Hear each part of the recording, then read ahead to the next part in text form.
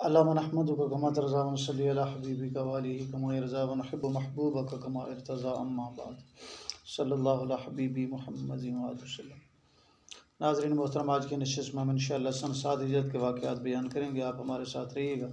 اس سے پہلے اگر آپ نے ہمارا چینل سبسکرائب نہیں کیا تو سبسکرائب کریں، گھنٹی کے بٹن کو دبائیں تاکہ آنے والی ویڈیوز کا نوٹیفیکیشن آپ کو وقت پر پہنچ سکے۔ تو آئیے شروع کرتے ہیں کہ جو کچھ اوپر سرایہ کا ذکر ہم نے کیا تھا سن 6 ہجرت میں، وہ بھی سن 7 ہجرت میں ہوئے تھے، چونکہ قریب ہونے کی وجہ سے ہم نے وہاں نقل کر دیے۔ تو پھر جو ہے سن 7 ہجرت میں اسی سن میں ذی القعدہ کے مہینے میں عمرۃ القضاء واقع ہوا ہے۔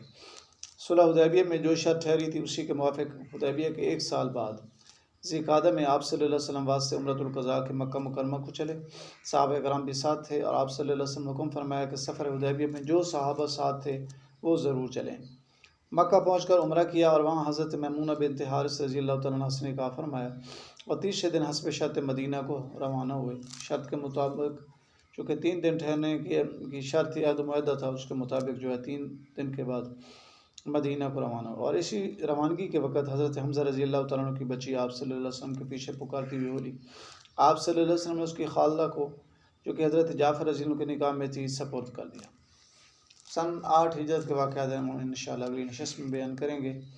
اس سے پہلے اگر آپ نے ہمارا چینل سبسکرائب نہیں کیا تو سبسکرائب کریں، گھنٹی کے بٹن کو دبائیں تاکہ آنے والی ویڈیوز کا نوٹیفیکیشن آپ کو وقت پر پہنچ سکے۔ السلام علیکم ورحمۃ اللہ وبرکاتہ۔